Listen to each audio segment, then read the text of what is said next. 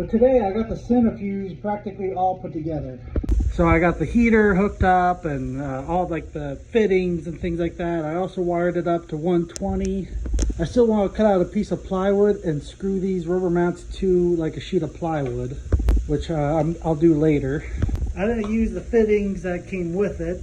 I kept it a little bit more simple. So there's your inlet, there's your outlet, and then you have a water and sludge outlet like right here. I might take this plug out and put a little like valve on it. That way if sludge settles in the bottom of this heater here or water, I could just easily drain that out.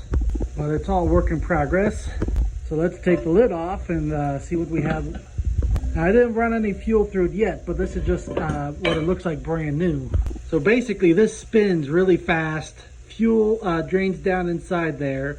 Centrifugal force throws it to the outside of this drum. So all the sludge and water and stuff gets stuck in there. And the clean fuel comes out these slits out to the outer sides of this and out that little nipple there. So I'll plug it in for you. Now it's spinning up to speed. And that's it. That's running full speed right there on 120 volts. You know, it's like a cotton candy maker.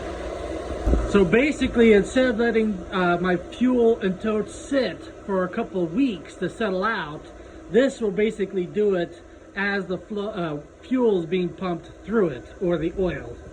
So when I'm filtering out just the straight waste oil, after going through that bed sheet, all this first stage filtered motor oil will go through this heater, which will thin it out, and then it will come out into the drum and start filtering out that oil a second time. And this will catch any debris that makes it through that bed sheet, that like 200 thread count bed sheet.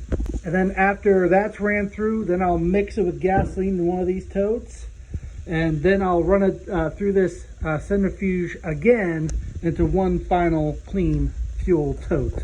Should get all the fuel clean to about 1 micron.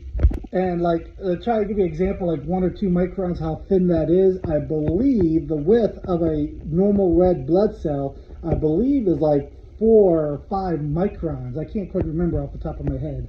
And I believe the thickness of a human hair, I believe, is something like 30 microns or something like that. Another big shout out to PA Biodiesel Supplies. They're the ones that sent me over this centrifuge. And of course, link tree in bio if you want to pick up one of these.